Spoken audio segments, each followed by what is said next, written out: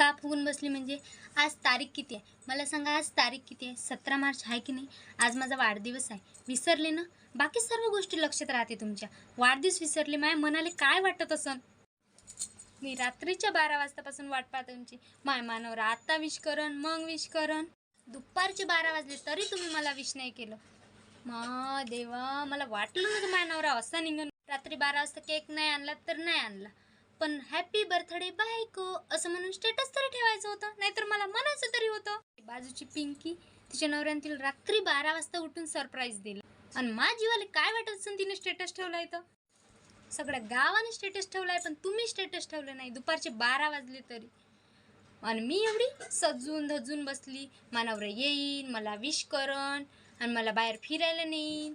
त्या पिंकीच्या नवऱ्याने तिला 5,000ची साडी दिली म्हणते, 10 दिवसा अगोदर बुक केली म्हणते, आणि मग वाढदिवसाच्या दिवशी मागवली म्हणते. याला म्हणते नवरा.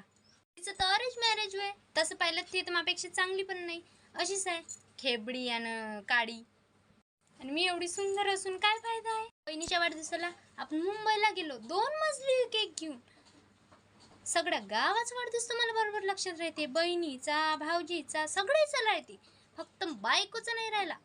सगळ्या जगाचा तुम्हाला वाढदिवस लक्षात राहते, पण बायकोचा वाढदिवस नाही राहिला लक्षात. तिच्या नवऱ्याने तिचं स्टेटस ठेवलं, हॅपी बर्थडे माय ब्युटिफुल वाईफ. तसं पाहिलं तिची बायको तर एवढी सुंदर पण नाही आहे, तरी ठेवलं ना. आणि तुम्ही केक नाही आणला तर नाही आणला, पण एवढीशी पेस्ट्री तरी आणायची होती 20 रुपयाची. माझ्या मनाला चांगलं वाटलं असतं ना. तुमचा वाढदिवस असला तर मी रात्रीचे 12 वाजता उठून विश करतो तुम्हाला. दुसऱ्या दिवशी तुमच्या आवडीचं जेवण बनवतो, चांगलं चुंगलं जेवण खाऊ घालतो तुम्हाला, आणि तुमचा वाढदिवस पण करतो संध्याकाळी. आणि तुम्ही मस्त हू.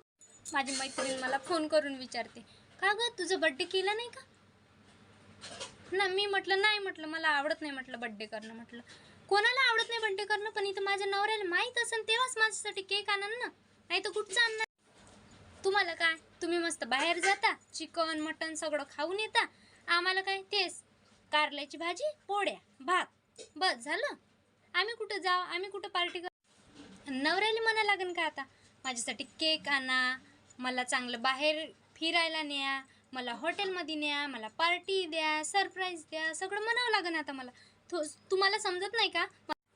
तुम्हाला सगळं बरोबर माहीत राहते, पण अजून विचारता तुम्ही काऊन फुगून बसली आहे. आता या तुम्हाला जेवायला देतो.